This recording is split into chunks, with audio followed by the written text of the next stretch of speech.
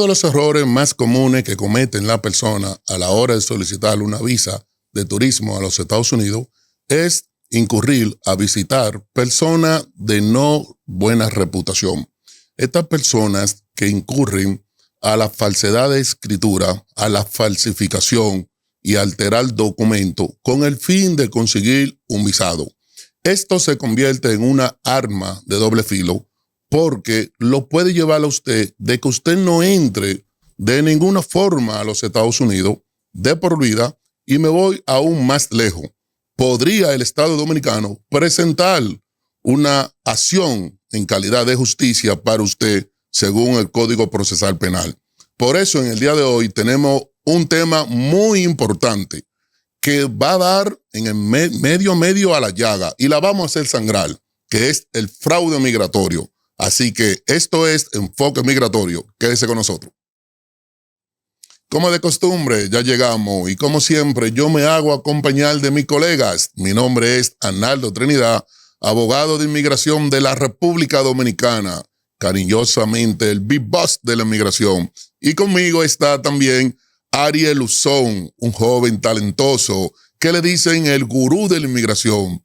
Y tenemos la más bella, la flor que ilumina, ¿verdad? Embellece este escenario rodeado de cadillo, que es la magistrada de la inmigración, Baugil. Pero tenemos un invitado muy especial, que podríamos decirle la mandarria de la inmigración, porque el hombre es fuerte y la tiene. Él es Publio Peláez, de Consultores Peláez. ¿Cierto? Gracias, sí, gracias por la invitación. Es un placer aquí compartir con tantas personas y con tanto conocimiento de inmigración. Así que vamos a tener un tema interesante de cómo evitar fraude en sus aplicaciones. Así que vamos a hablar de eso. Publio, yo quiero que tú le digas a las personas quién es Publio Peláez, dónde trabajó Publio Peláez y cuáles fueron sus funciones. Bueno, Publio Peláez podríamos decir que es una hechura de los americanos. Estudié en los Estados Unidos, fui becado por el AID. Espérate, ahora tú llegaste echando vaina. Sí, pero te voy a dar el background desde mis inicios. Fui becado por el AID, fui a Western Michigan University, me gradué en Western Michigan. Aquí, cuando llegué, ese fue mi primer trabajo en la Embajada Americana, estuve en varios departamentos, luego pasé a trabajar investigación en el consulado y duré 28 años. Ese fue mi único trabajo, me formé con los americanos y nos especializamos en la prevención de fraude. Y nuestro lema es hacer las cosas bien para evitar problemas en su solicitud de visa, en este caso específico. Perfecto.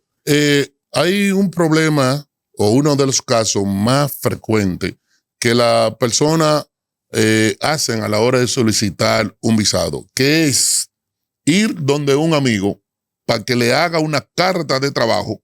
Y esa carta de trabajo tiene que ir acompañada de un salario X, lo cual ellos no lo ganan en la actualidad. Vamos a hablar de eso. Vamos a hablar un poquito de la historia consular. Creo que muchos de nosotros y mucho del público que nos está escuchando conoce del consulado viejo y de cómo el fraude ha ido evolucionando. Primeramente, en contexto, quiero decirle que nosotros, República Dominicana, en el caso de fraude, es un ejemplo de cómo cometer fraude. En otros posts, Latinoamérica, Centroamérica, el consulado americano se tomaba como ejemplo para entrenamiento, para entrenar otros oficiales. Los oficiales cuando llegan aquí al consulado, cuando hacen su primer tour, el consulado americano en Santo Domingo es considerado un post de alto riesgo en fraude.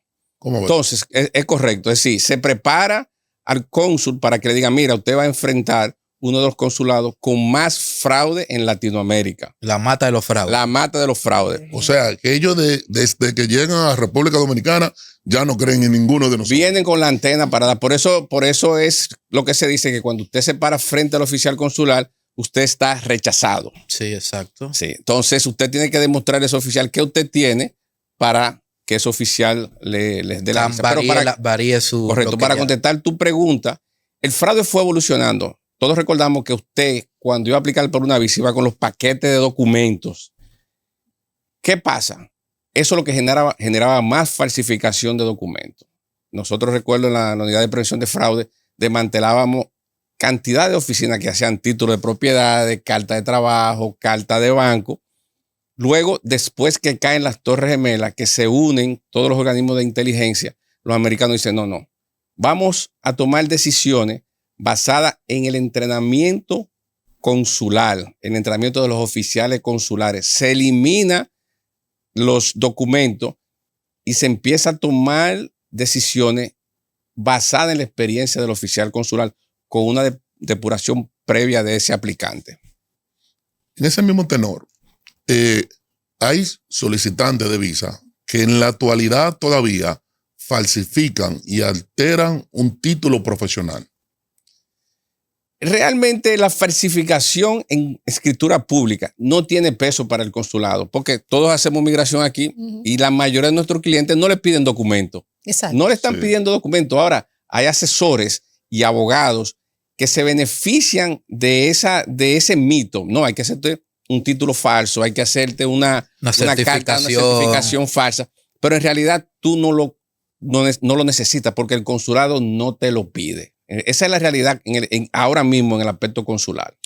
Yo soy también de esa, o sea, yo practico eso. Yo a mis clientes, salvo algunos casos, le digo que lleven una que otra cosa, pero por ejemplo, cuando he tenido esa discusión con el compadre, me dice, yo sí le digo a las personas que lleven no sé qué, porque en un caso particular, por ejemplo, usted me habló de que le pidieron la cédula a una persona y no la tenía. Cliente, sí. Y a alguien le pidieron también como algo del banco, ¿fue? Sí, la carta bancaria consular. Exacto. Entonces, o sea, ¿de qué manera podemos explicar eso basado en lo que usted acaba de indicar? De que la embajada no pide, sin embargo, en algunos casos sí. ¿Cómo uno determinar para cuáles casos aplicaría llevar cosas y en cuáles no? Mira, lo ideal para tus clientes es que ellos vayan con la documentación, pero más preparados en la información que presenta en el DS-160. Todos sabemos que el formulario DS-160 es un formulario de confianza. Lo que tú pones en ese formulario, el oficial consular asume que es la verdad. Por eso que tenemos muchos asesores actualmente haciendo perfiles falsos, que es una vagamundería que hay que acabar con eso. Yo siempre lo he dicho, el momento que yo me entere de algún asesor o abogado que esté haciendo documentación falsa, Publio Peláez responsablemente lo va a denunciar al Departamento de Prevención de Fraude. ¿Por qué? Porque estamos dando una mala imagen de pocos asesores que están haciendo eso y dañando la imagen de muchos que están haciendo la cosa bien. ¿Usted sabe cómo se llama eso? Muñeco.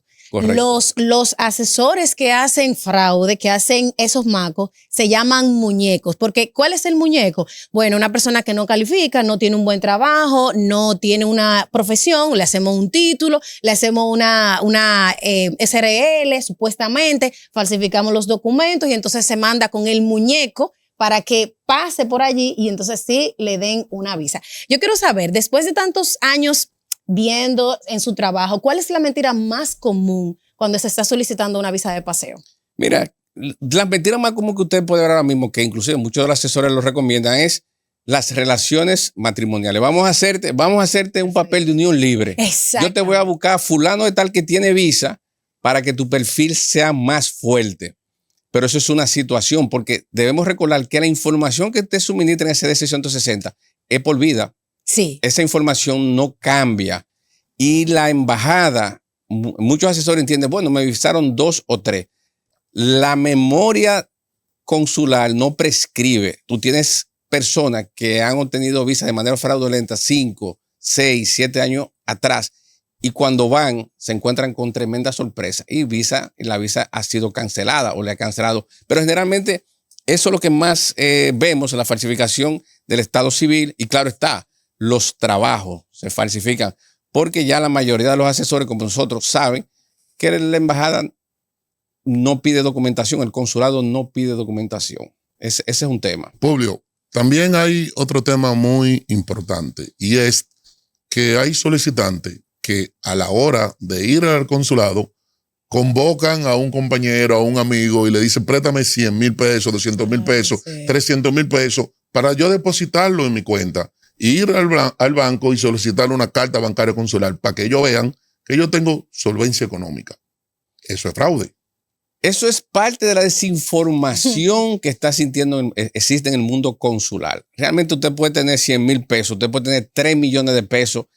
La decisión consular no es basada en carta de banco o de qué tanto dinero tú tengas en tu cuenta de banco. Es una decisión basada en tus arraigos, como todos sabemos, que ya nosotros tenemos experiencia evaluando nuestros clientes en tus arraigos familiar, laboral, profesional, qué tanta confianza tú le generas a ese oficial consular con tu perfil. Pero muchos asesores venden la idea de que tú tienes que tener dinero, de que tienes que tener un poder, de que tú tienes que presentar cierta documentación para poder calificar, porque eso es parte del muñeco, como dice la doctora aquí, para poder cobrarte más dinero. Exacto. Y venderte la idea de que sí, de que tú necesitas eso. Corroborando eso que usted hablaba sobre la no prescripción de los DS-160, pero no me gustaría dejar pasar la idea. A nivel de UCIs y procesos de ajuste de estatus están habiendo muchos problemas. Sí. Porque basado en ese mismo principio de que esa información no se borra y que UCIs obviamente tiene acceso a esa información, hay personas que se detecta que cometieron fraude a la hora de sus solicitudes de visa y se están negando muchas solicitudes de ajuste de estatus hoy en día. O sea, he visto ya varias cartas y he conocido a otros colegas también que están pasando por la misma situación. Así que, o sea, no crea que por considerarlo una solicitud simple no es algo que no podría tener ningún inconveniente posteriormente. Es correcto, porque tú tienes una persona que obtiene una visa con información falsa. Se va a Estados Unidos, se queda, dice, no, yo estoy casado, tengo unión libre. Exacto. Cuando va a hacer ese ajuste de estatus, esa información que usted presenta en ese formulario, en el I-485, no coincide con la información que usted presentó en el DS-160, que usted seguro no se acuerda porque es falsa. Exacto. Entonces viene el problema. Eso es si usted logra pasar el filtro consular. Eso. Exacto. ¿Y qué hay, Publio, con esas personas que de una forma u otra ocultan un familiar en los Estados Unidos en el formulario de DS-160? Mira, que está de forma ilegal. Mira, la realidad, y tengo que ser totalmente honesto, la gente con el consulado o los oficiales consulados entienden que ellos tienen una varita mágica, que toda la información le va a salir, que le va a salir los hermanos, el tío que se quedó, las abuelas. No, esa información no le sale. Usted pudiera fácilmente hablar mentira, dice que no tiene un hermano de manera irregular. Ahora bien, el formulario es basado en la verdad. Diga que su hermano se quedó y Exacto. que usted no tiene contacto con él, porque eso no tiene nada que ver con usted. Exacto. Entonces, yo a mi cliente le digo, digan la verdad. Claro. ¿Por qué? Porque si por mano de lo que sea te agarran en esa mentira, porque es un formulario, como les repito, basado en confianza. Tu hermano se puede quedar y tú no tienes nada que ver con eso. Usted tiene un hermano, cuando le pide la opción, estatus, I don't know. Exacto. Digo, no, él se fue, yo creo que eso es residencia. No sé, no tiene nada que ver contigo porque es adulto. No, y las acciones son individuales. Es individual. Entonces su formulario debe ser siempre apegado a la verdad. Usted sabe que en los años 80, 90, 2000, se daba mucho que había agrupaciones que iban a los Estados Unidos de una gira, supuestamente. Ellos eran 27 músicos y llegaban 3. Mira, eso es interesante. Nosotros en el consulado estamos hablando del 97 hasta el 2004, en el consulado viejo, la Máximo Gómez. Bueno, yo creo que tú llegaste ahí. Ahí fue que me dieron mi visa. Exactamente. Mi primera visa me la dieron. Nosotros ahí preparamos un stand donde se ponían a las orquestas a tocar y a bailar. ¿Cómo? Entonces, había que probarla primero. Había que probarla. Si ustedes, sí. Nosotros, o sea, ustedes armaban una guaracha. Sí. No, la orquesta si usted era guirero, usted tenía que tocar. Exacto. Entonces nosotros salíamos, toque la guira, toque el tambor. Y se determinaba, igual que los equipos deportivos, había muchos equipos que decían que eran de taekwondo. Nosotros sacábamos al patio, lo poníamos a hacer casta. No, pero ¿y si estaban desafinados? No, siempre, porque mira qué pasa con las orquestas. Tú tienes un grupo de 12, pero de 12 hay 3 o 4 que eran colados. Exacto. Entonces, el rol de investigador del Departamento de Profesión de Fuerza es determinar cuál es ese colado. Voy a hacer un paréntesis para hacer una anécdota de un grupo interesante. Eso está bueno. Es un grupo interesante de minusválidos. Ellos iban pero escúchame, qué interesante. Ellos iban para un evento en Nueva York. Ellos venían por la Federación de Minusválidos aquí, avalado por el Comité Olímpico. Recuerdo yo que esa gente llegaron No temprano. caminaba ninguno. No, habían 3 en silla de ruedas, habían 2 en muleta y habían 2 ciegos.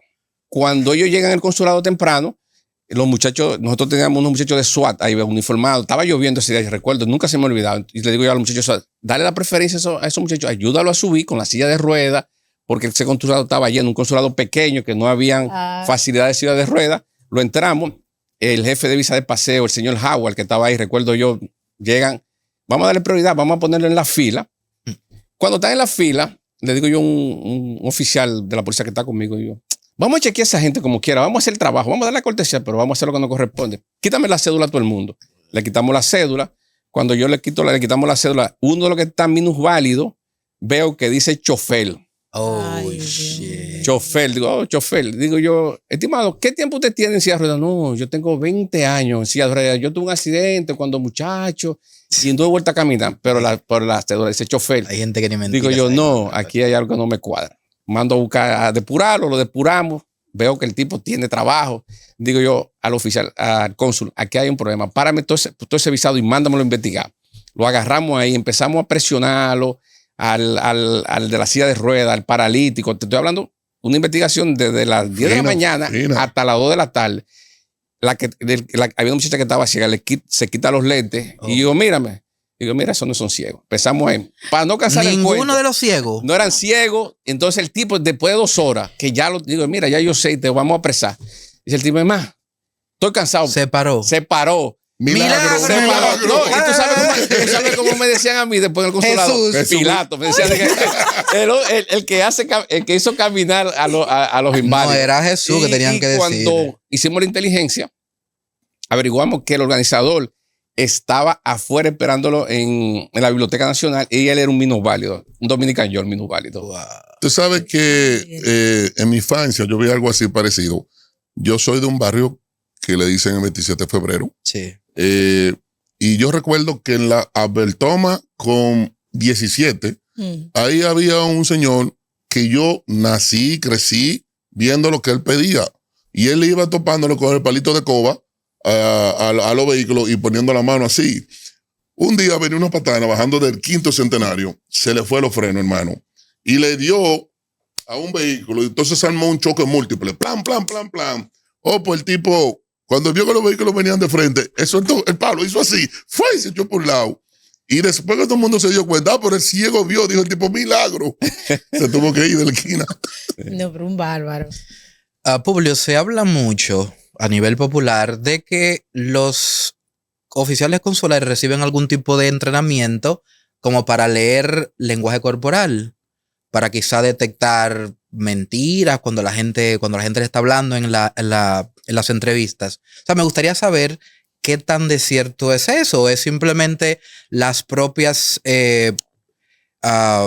sé yo, lo que cualquier persona podría determinar de alguien que está nervioso, que está hablando inconsistencias, qué sé yo. Muy buena pregunta, interesante pregunta. Te voy a explicar, ahora vamos a perfilar, los oficiales consulares le hacen perfil a sus aplicantes. Ahora vamos a hacer un perfil a ese oficial consular que nosotros no sabemos de dónde proviene. Lo primero que tenemos que entender es el organigrama del Departamento de Estado. El Departamento de Estado recluta a personas profesionales para ser oficiales consulares en el departamento ya de lo que tiene que ver en el aspecto consular. No son abogados. No son abogados. Entonces tú vas a trabajar para el Departamento de Estado y tú eliges ser del área de economía, el área de política, el área consular. Todos entran a un entrenamiento básico. Entran a un entrenamiento que se llama FSI, el departamento donde lo entrena. Y de ahí entonces tú eliges 3 países donde tú quieres ir. Colombia, República Dominicana y Argentina. Entonces el Departamento de Estado te dice, no, yo te puedo mandar a República Dominicana. Entonces cuando eliges ese país, entonces va tu entrenamiento específico para ese país. Ese entrenamiento te dura 1 año en FSI, dándote la cultura, dándote todo. Entonces todos tienen que pasar por el consulado. No importa que tú seas de política, de economía o de cualquier área. Todos pasan por el consulado. Es un tour de 2 años. Entonces ellos rotan del departamento de visa de inmigrante, de no inmigrante y de ciudadanos americanos. Ellos llegan al post, llegan a Santo Domingo y el Departamento de Prevención de Fraude, lo que nosotros hacíamos, le da el entrenamiento al oficial consular de acuerdo a las culturas y las tendencias de cada país. En el caso de Santo Domingo, se le dice, no, mira, aquí es un high post de fraude, tú tienes que ver cuáles son las tendencias. Por eso es que vemos muchos oficiales consulares por tendencia que se cogen con verificar los 4 últimos dígitos de lo que son profesores. Sí. Eso porque le dieron un entrenamiento en eso. Entonces se hacen lo que se llama estudio de validación. Vamos a estudiar la tendencia de las enfermeras. Se están quedando mucho. De los ingenieros. Entonces se le da ese listado hasta de las universidades. Estas son las universidades que son clase media, media alta.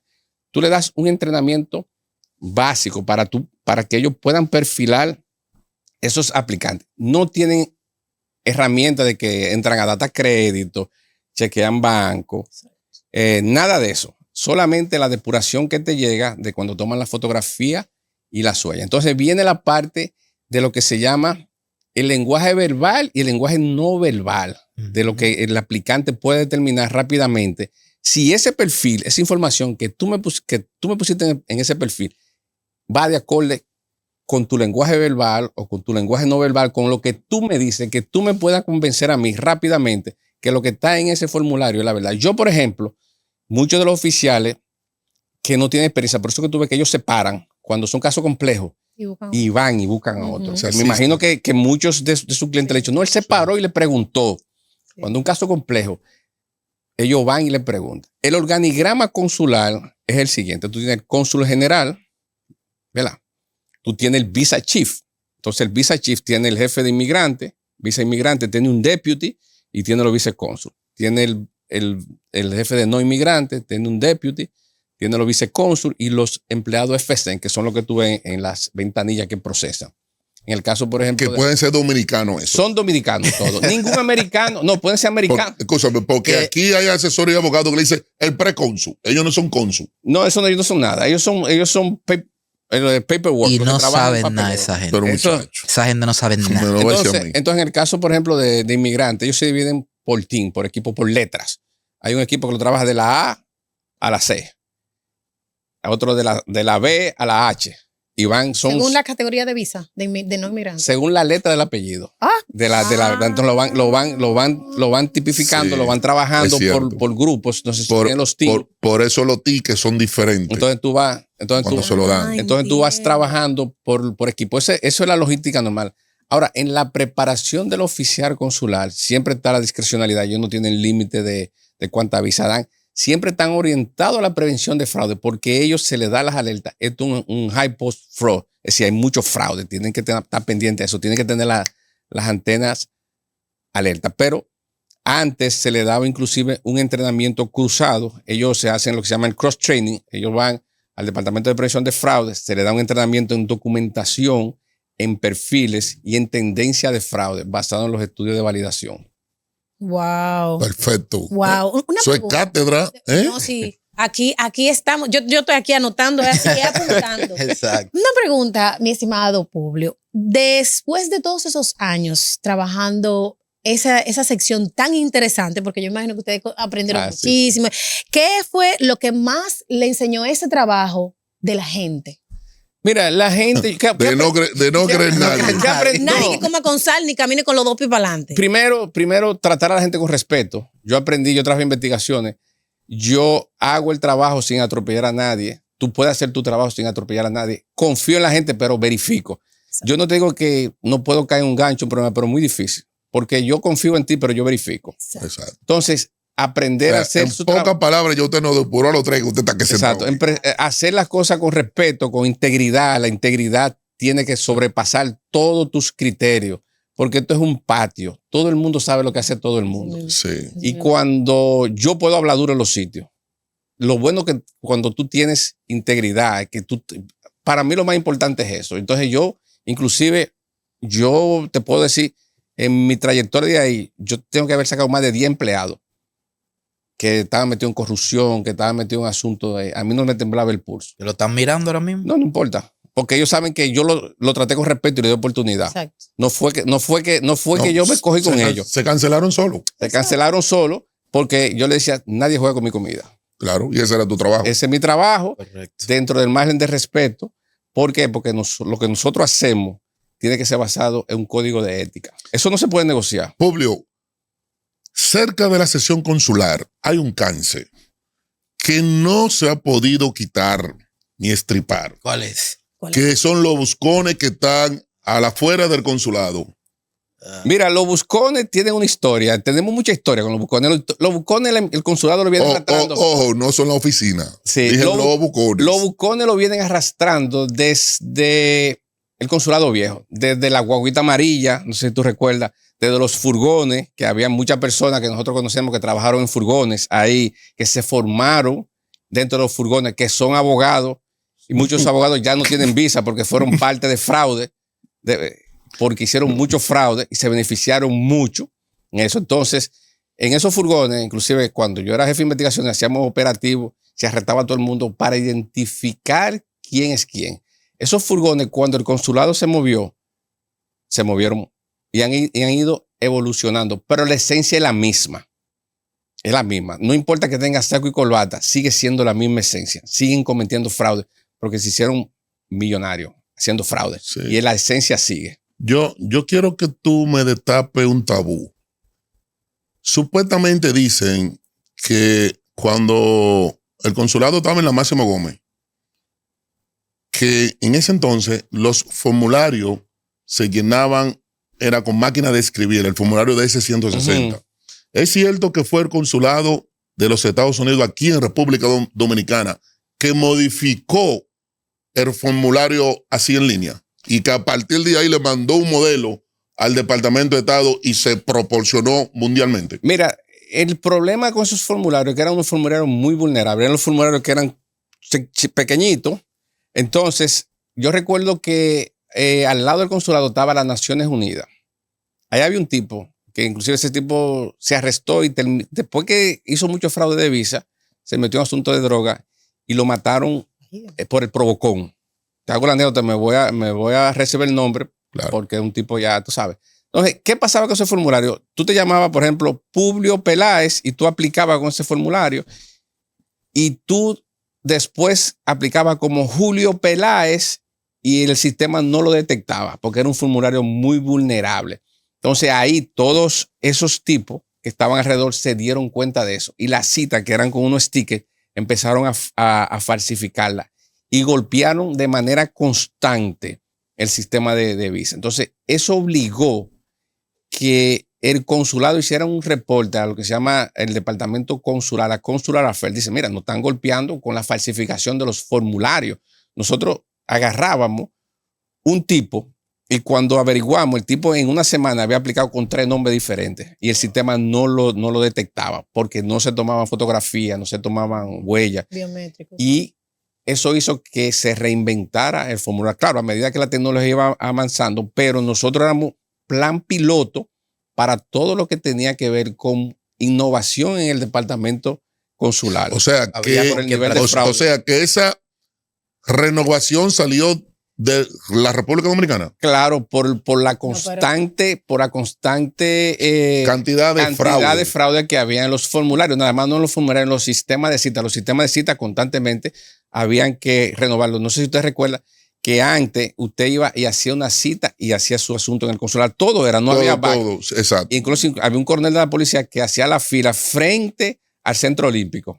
No, al Centro Olímpico no, al teatro. Él hacía el Centro Olímpico y se llevaba en la Máximo Gómez, bueno, por el lado del teatro por ahí que estaba, y se llevaba la fila y entonces se vendían los espacios, se vendían los turnos. Entonces todo eso obligó de que se fuera reinventando el sistema. Sí, pero eso no es un reconocimiento, ¿no? No, No. O sea, Bueno. estamos hablando que dado el nivel de fraude, la cantidad de fraude que habían aquí, era el país idóneo para implementar toda esa mejora. Definitivamente nosotros a nivel consular siempre teníamos la Somos duros en primicia todo. en todas las implementaciones que se hacían consular. Siempre que decían, no, hay que hacerlo en Santo Domingo.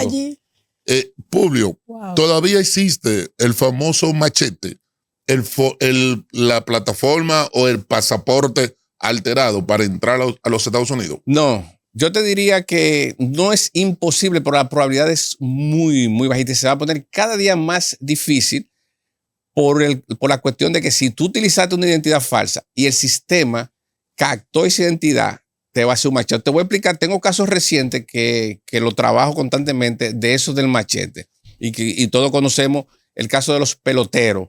Tengo varios peloteros que están establecidos ya como coach, que firmaron contratos de liga menor con otra identidad. Viajaron 4 y 5 veces con visa de trabajo, con la identidad falsa. Nunca lo agarraron y ahora tenemos el tranque de que ellos quieren aplicar con su identidad verdadera, tipo establecido. Estoy trabajando un caso constantemente. Entonces, ¿qué va a pasar con él? Yo le digo, la única opción que tú tienes es hablar la verdad. Pero cuando hable la verdad, se va a encontrar que tú has aplicado 4 veces con una identidad falsa. Entonces, ¿qué va a generar eso? Un rechazo por fraude. Y vamos a ver si te dan el waiver. Entonces, pero tú de por sí aplicar con un machete, claro está, no es imposible si tú tienes ayuda de registro civil, si tú consigues tu cédula, si tú consigues tu pasaporte. Publio, una pregunta que yo sé que se sale un poquito, pero también entra el tema. Una persona que le hayan detectado algún fraude matrimonial, porque en la embajada detectaron y dijeron, mira, esta gente son una mentira, la franca, no pasaron la entrevista y no le dieron la visa. Pasan años, esa persona pudiera tener oportunidad de conseguir una visa de paseo. Recordemos que el fraude por matrimonio no tiene perdón. Exacto. Sí, pero la persona ya no es inmigrante, sería un no inmigrante. Pero como quiera, no tiene perdón para ningún tipo de visa. Muy bien, esa es la. Es casi imposible que consiga. Visa de paseo. Visa de paseo, no, porque ella le ponen un misrepresentation y el fraude por matrimonio no tiene perdón, ni para visa de paseo ni para cualquier tipo de petición. IDO 12A6CI. Esa misma. Publio, a ver, yo tengo la percepción de que por más publicidad que se haga en contra de los fraudes, por más gente que hablemos respecto a los fraudes, los fraudes no cesan. Y quizá no han incrementado, pero no ha habido esa reducción significativa. A mí me gustaría saber por qué usted cree que en este bendito país se comete tanto fraude. Y a pesar de que existen tecnología y que la embajada está a la vanguardia para detectar y que se pueden hacer menos cosas que las que se podían hacer antes, ¿por qué este país sigue cometiendo tanto fraude? El fraude consular, lo que está pasando con el fraude consular es un régimen de consecuencias. No hay régimen de consecuencias en el fraude consular. Eso es lo que pasa. Entonces, como tú no tienes un régimen de consecuencias, hay gente que se beneficia. Yo conozco ya en los últimos 4 meses de a lo mejor 3 personas, entre eso incluido un asesor que se me acercó que le cancelaron la visa. O sea, que en pocas palabras, lo más que hace la asesor consular no rompe la visa. Tú falsificar información para visa no es un delito. Tú no puedes someter a nadie porque falsificó una información de un DS-160. Entonces, ¿qué ha pasado? Los tipos que hacen fraude han evolucionado. Cuando te van a hacer una documentación falsa, te hacen una documentación de Lotería del Caribe, algo que no existe, que no se pueda ver, no te pueden demandar por falsificación de escritura pública. Entonces ya no hacen documentos falsos, dan informaciones falsas. Entonces el consulado no tiene potestad. Recordemos que el consulado es una misión diplomática y no te puedes someter cuando tú sales del consulado. Hace unos años se dio un tema que como que el consulado de los Estados Unidos aquí en República Dominicana llevó a la acción de la justicia como a 23 jóvenes, creo que fue del programa J1, porque alteraron informaciones. Eso fue un grupo deportivo. Sí, entonces, sí, eso fue un grupo de atletas que fueron información falsa. Entonces, mira cómo funciona, para que tú entiendas el organigrama consular. Tú tienes el Departamento de Prevención de Fraude, tú tienes lo que se llama DNPD, Dominican National Police, que son policías, no te voy a decir encubiertos, pero son parte del Departamento de Investigación. Ellos están disponibles para sometimiento. Yo agarro un grupo falso, yo armo el expediente y se lo paso a la policía para ser sometido localmente. Y hasta ahí llega el trabajo de la embajada. Ya la embajada no puede hacer más nada. O sea, escúchame, la embajada no se puede posicionar en actor civil y demandar y querellar. No puede hacerlo. No, porque es una misión diplomática. Pero por eso que tenemos que no hay un régimen de consecuencias. Por eso que el fraude va a seguir. Por eso que yo estoy de acuerdo que la embajada siga apretando y cancelando visas. Porque eso es lo único que se puede hacer. Pero ¿y si el que comete los fraudes es un ciudadano americano aquí en República Dominicana? Entonces no le va a pasar nada. Ese siempre ha sido un tema, porque pudiéramos decir en cierta forma son intocables. Tú tendrías que tener un caso fuerte para tú documentar ese caso y poderlo presentar en los Estados Unidos. Yo recuerdo un tipo de caso así, donde una vez un ciudadano norteamericano se vio involucrado en pornografía. Entonces fue sometido a la acción de la justicia aquí como trata de personas. Sí, ahí sí. No, eso es un delito mayor, pero me refiero a que él venga acá conociendo esa vulnerabilidad y cometa fraudes del tipo que estamos hablando. Hay muchos fraudes. Mira, ahora mismo hay una tendencia que son los grupos deportivos, los grupos de béisbol. Están cometiendo fraudes que yo le digo al consulado, pero por Dios, ¿qué es lo que ustedes están haciendo? Esa gente de investigaciones, ¿qué es lo que hacen? Están con los brazos. Pero ¿qué tipo de fraude? Fraude, ellos inventan torneos fantasmas, meten personas en los que no saben agarrar ni un bate. Sí. Entonces, aquí hay grupos que son grupos de viaje, que nunca han jugado un solo torneo de béisbol aquí. Y tú lo ves yo conozco gente. Y tú lo ves. Que y tú lo ves. Han sido amigos que no jugaban. Y tú lo ves en Estados Unidos. Y viajaron. Ni a un coco le dan. Y nunca han jugado. Entonces, antes nosotros depurábamos a toda esa. Ahora no, ahora van como Pedro por su casa y han hecho negocio con eso. Entonces, el consulado ha bajado un poco la guardia, te podemos decir, en ese sentido de. Hay una política buena de combatir el fraude, pero en realidad todavía le falta un poquito más. Publio, hay algo también, hay una práctica que se da, que la veo también mucho últimamente. Las famosas cancelaciones sin prejuicio, que son esas cancelaciones que simplemente te avisan que tú tienes que pasar y la visa te la cancelan. Eso ocurre muchas veces, según la experiencia que tengo, cuando detectan que ya sea que tú formas parte de un grupo y se detecta algún tipo de fraude, o si detectan que algún asesor o abogado estaba cometiendo fraude, quizá todas las solicitudes que sometió la cancelan. O sea, ¿cuáles son realmente las consecuencias reales de esa persona que tuvo esa cancelación sin prejuicio? Antes que el público conteste, cuando te llega ese correo que pasa por el consulado, solamente es para confirmar el sello que le van a poner. Ya esa visa está cancelada. Hace rato. Sí. Ya esa visa hace tiempo que está cancelada. Es el sello que yo le quiero poner. Y hay gente que no va pensando que si no va, de que no va a pasar nada. Tú tienes varias cancelaciones y diferentes razones.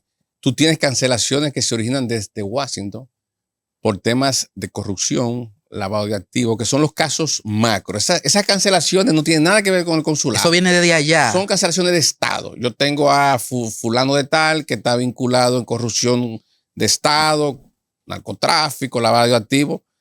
Washington manda, mira, hay que cancelar la visa. Te llega tu cancelación y automáticamente se genera. Otros tipos de cancelación que se generan por investigaciones que se hacen localmente. No sé si muchos saben que los formularios que los asesores hacen, aunque usted no lo firme, la embajada y el consulado tienen la capacidad de determinar de dónde salió, dirección IP, dirección MAC. Parte de lo que nosotros hacíamos, el Departamento de Prevención de Fraude, era desmantelar oficinas de asesores, que es sumamente fácil, no importa que tú lo firmes o no.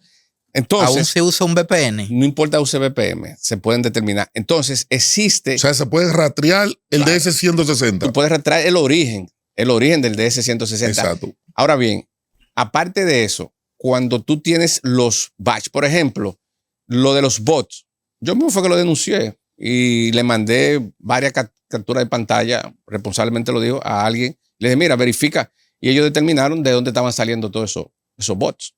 ¿Quién lo estaba haciendo? ¿Quién estaba haciendo esa cita que la publicaban como que estaban descubriendo América? Nada más con la foto. Sí, es una locura. Ese tipo es una locura. Pues entonces, nada más con la foto. Pero hay publicidades que me salen todavía. Ay, Dios. De que agarramos hoy, esta oficina agarró 25 citas. Y yo haciendo una lucha para coger una. Una locura. Entonces, eso se termina fácilmente. Lo hacen ahí en el back, en San Bill, lo hacen en el consulado. Entonces, ¿qué pasa con el formulario? El formulario de 170, cuando sube, que se envía, eso sube a un sistema que se utiliza un software para determinar lo que se llaman watch phrase. ¿Cuáles son las frases comunes? ¿Cuáles son las frases que se repiten mucho? Yo le pongo watch phrase. Sácame todos los formularios de PLA y Consultores. Me lo tira todito. Y yo te hago perfiles.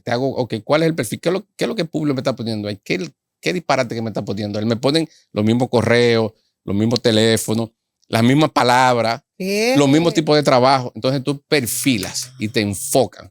Por eso agarran a un asesor de Ocoa que estaba acabando, lo allanaron. ¿Y el de Cotuí? El de Cotuí también, el de la Falcon Bridge. Sí. Eso. Entonces, ¿qué pasa con eso? Todo- Entonces, todos esos asesores, todos esos formularios que es asesor, cuando tú alas todos esos formularios, ahí se va el que está bien y el que está mal. Entonces, te llega esa cancelación. Si tú estás bien, aplica de nuevo. Yo te voy a analizar de nuevo. Pero por asociación, tu visa está cancelada. De manera preventiva, todo el mundo se fue. Wow. Claro. Publio, yo quiero saber, ¿qué hacía usted exactamente en su trabajo? Usted llegaba hoy en un día normal de trabajo. ¿Qué hacía Publio en la embajada en un día a día, un día normal? Mira, ¿En qué consistían sus funciones? básicamente habían dos aspectos importantes. Que el aspecto del entrenamiento. Nosotros dábamos muchos entrenamientos. Dábamos entrenamiento a migración. Dábamos entrenamiento de manera local al empleado. Porque para tú fortalecerte, la primera línea de defensa, tú tienes que tenerla bien entrenada. ¿Cuáles son la primera línea de defensa? Los muchachos que están en la ventanilla. Entonces tú le das lo que son las banderas rojas que ellos puedan determinar cuando rápidamente ven el documento y nos puedan alertar. Hacíamos también afuera, verificábamos los documentos. Eso a nivel operativo así. si buscábamos, veíamos, entonces veían los patrones de los documentos y ahí tú te das cuenta. Se hacían análisis de los perfiles, se hacían lo que se llaman los estudios de validación. Ok, sácame esos 10 asesores y vamos a investigar cuál es la tendencia de ellos, qué es lo que están haciendo, cuál es la publicidad, quién te está diciendo de esos asesores que tienen un contacto con su lado, quién está vendiendo esa idea. Ve allá, tíratele ahí, mira, ve, dile que tú le vas a dar $3,000 para que te haga eso. ¿Ah, Vamos a la prueba de integridad. Entonces, eso es de la parte de formación, de la parte de entrenamiento. Entonces viene la parte de investigación, porque no solamente era la parte de entrenamiento. Tú tienes que ver las investigaciones de las entrevistas de matrimonio, las investigaciones que se hacen de campo. Entonces, mucha información te llega que no es consular. Me llegó una información de la DEA, se fue. Me llegó una información de Chesay. Entonces porque tú tienes todas las agencias, tú tienes el consulado, tienes Chesay, tienes la DEA, tienes la CIA, tienes el otro. Entonces tú tienes que segmentar porque no puede pasarte, coger una investigación que no es tuya, tiene problemas. Sí, choca. Pasa. Choca, claro. Entonces había un esquema de 7 investigadores locales y habían por lo menos 8 policías, 10 policías que estudiaron investigaciones de levantamiento de información. Publio, ¿qué es tal cierto que personas que trabajan esta hermosa profesión, que son asesores de migración, supuestamente están fichados en el consulado, en una pared, y tienen la fotografía y tienen un código abajo? Es el famoso póster. Podemos decir que nosotros fuimos uno de los pioneros en eso. Era una campaña que había inmigración, la pusimos. Ahí se ponían los falsificadores más grandes que habían en el país. En eso los asesores habían, pero eran más personas que te hacían documentos. Era lo que tenían, lo que organizaban viajes. Y entre eso había muchos asesores. Yo recuerdo había uno que le decían el Gordo. Ese gordo, mira, él andaba con un carnet del consulado y decía que trabajaba en el consulado y estafaba gente. Él le hacía visa. Él lo que hacía era que le hacía visa falsa a la gente y se lo llevaba para el aeropuerto, le cobraba $3,000 y $4,000, le iba a entregar la visa en el aeropuerto y cuando iban a entrar, él se iba. Entonces lo agarraban en el aeropuerto con la visa falsa. Él hacía esa tendencia y nos dio mucho dolor de cabeza. Entonces yo recuerdo ahí que estaba un comandante de falsificaciones y ya yo tenía la información porque nos llamaba la denuncia, pero el tipo nunca lo podíamos agarrar. Y era que estaba en combinación con un mayor de falsificaciones y prácticamente no tenía vendido. Y ahí entonces entra Polanco Gómez y Polanco Gómez me dice, pela, dame una semana. Polanco Gómez la agarra. Duro, Polanco. Y después cuando lo vamos a investigar me dice, porque me conocía, me dice, pela, pero yo lo que le estaba haciendo la vida más fácil a los cónsules, llevar 3 gente. Y yo, mira, buen bandido. ¿En serio? Un charlatán. Sí. Peláez, hay una práctica que también he escuchado de ciertos asesores. Lo que he escuchado es de la zona norte del país, yo no sé si Santo Domingo alguien lo hace, de que cobran unas cantidades exorbitantes por solicitudes de visa. Y como que si te la aprueban es que tú pagas, cosas. O sea, ¿qué usted opina de este tipo de prácticas? Si usted la considera que son correctas, si es algo ético, si es algo que se puede considerar fraude, quizás. Es una práctica vieja, es una práctica que es fraude. no está pegado nada de la ética. Usted tiene que ser transparente con su cliente porque esos asesores te venden la idea del contacto siempre, de que te puedes resolver. Si cuando tú condicionas tu visado, el pago a que te visen, es porque tú estás ofreciendo algo adicional. Exacto. Entonces, generalmente eso va de la mano con perfiles falsos o con promesa de algún contacto que te puede resolver eso. Yo entiendo que eso es fraude, claro. Claro. Que usted debe ser transparente. Mira, mis servicios son tanto, te vise o no te vise, y ahí terminamos. Pero yo he escuchado de 300,000 pesos y cosas así. Sí, no, y aquí mismo en la capital. Aquí yo tengo información de una que es por referencia que va. Esa para tú llegarle tiene que ir referido por alguien que lo hayan visado con perfiles falsos. Ella es una abogada, está en Villajuana. Es una abogada en Villajuana. Y esa, te voy a dar el nombre después para ver si tú la conoces. Ay. Pero esa, No me lo digas así. esa, para tú entrar donde esa, tiene que ir referido por alguien que ya esté visado. Mi madre. Así es. Hermano, ¿alguna anécdota que usted tenga, que recuerde de un caso particular cuando usted estaba en la sesión consular que le haya llamado la atención y que se pudo descubrir en el acto? Mira, si nos vamos a ese aspecto no vamos a terminar nunca, porque realmente el consulado, yo digo que es una historia de hechos que personas tratando de conseguir mejorar su vida. Siempre la gente ve la opción consular de una forma de mejorar su vida. Yo recuerdo en el consulado viejo unas monjas que iban a aplicar para visa, iban para un congreso. Iban por un congreso, creo que era para Nueva York.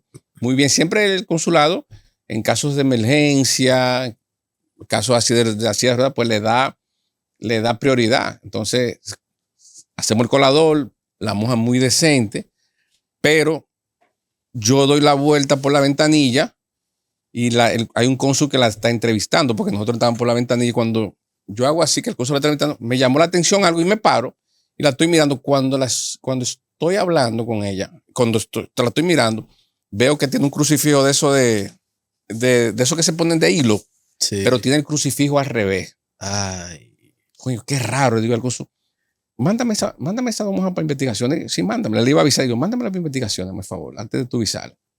Tipo, la manda. Cuando yo empiezo a conversar con ella, para hacerte la historia corta, resulta que no eran monjas, eran unos falsificadores que se dedicaban de bonao a mandar personal como empleado de la Falcon Bridge, como monja, y ahí la agarramos. Ella nunca ha ido a la iglesia. Logramos la confesión, pero estaban Bonao tiene historia. muy bien preparada. Lo único que la delató fue cuando se cambió, se puso el crucifijo al revés. Ya el cónsul la tenía para avisarla a ese nivel. O sea, lo que quiere decir que el fraude muchas veces funciona si se elabora. No. Cuando estadísticamente, cuando tú agarras 3 de fraude, se te han ido 7. Estadísticamente en el aspecto consular. El nivel de fraude Claro. es muy alto. Y más ahora con esto de que nada más los perfiles. No, y hay gente con métodos sofisticados, o sea, que lo elaboran tan bien que pasan a veces hasta desapercibidos. Correcto, sí. Pues fíjese que usted fue que se dio cuenta porque le vio el crucifijo. Si usted no pasa por ahí, no la ve. Y eso fue de casualidad. Imagínate tú cuando tú agarras una de esas, porque yo he mandado a varias personas, entonces ahí que viene lo que yo te hablo de que no prescribe. Entonces tú dices, pero espérate, déjame averiguar por qué dirección de IP, quién fue que mandó. Entonces cuando tú averiguas, mira, han visado a fulano, entonces vienen las cancelaciones, porque esa es la ventaja que tiene esa herramienta consular, que te permite a ti ir para atrás 1 año, 2 años, 3 años, 10 años y juntar todo lo que vinieron con ese perfil. Y entonces ahí tú te das gusto, cancelando bici, llamando gente. Publio, una pregunta. Cuando ustedes ahí, perdón que interrumpa, cuando ustedes descubren, por ejemplo, a esa monjita, ahí le pusieron el fraude, pero se lo informan allá. Mira, te estoy poniendo el fraude porque mira que lo que pasa, los trabajos en el consulado son segmentados. Mi trabajo es descubrir el fraude. Exacto. El trabajo del oficial consular es determinar si le da un 214B o le pone un récord de fraude. Porque le pueden dar una 214B en un caso así. En el 90% de las veces se le da un récord de fraude, pero si hay una cooperación, si hay un caso criminal y esa persona se convierte en testigos, pudiera haber cierta flexibilidad en el tipo de rechazo, porque ya pasó a ser víctima. Exacto. De un caso de fraude. Perfecto. Analdo. Publio, esa cámara que está ahí es suya.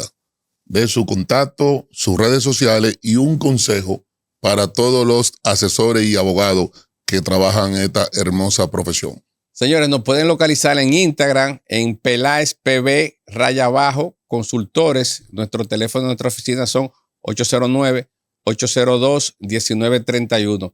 Y lo que siempre les digo a los asesores, abogados y todas las personas que están trabajando en migración, vamos a hacer las cosas con 3 aspectos principales. Ética profesional. Vamos a hacer las cosas que siempre estén apegadas a la realidad. Vamos a combatir el fraude. Es importante que ustedes entiendan que su empleador es la embajada americana. Si usted hace la cosa bien, usted siempre va a tener trabajo. Aquí hay trabajo para todo el mundo, para durar años, pero vamos a hacer las cosas apegadas a la ley, no al fraude consular. Una negación de visa no quiere dejar dicho que llegó el final. Más bien le dice que usted tiene que prepararse. Y en pleno siglo XXI, en este 2026, la diferencia de una aprobación a una negación es la preparación. Esto fue Enfoque Migratorio.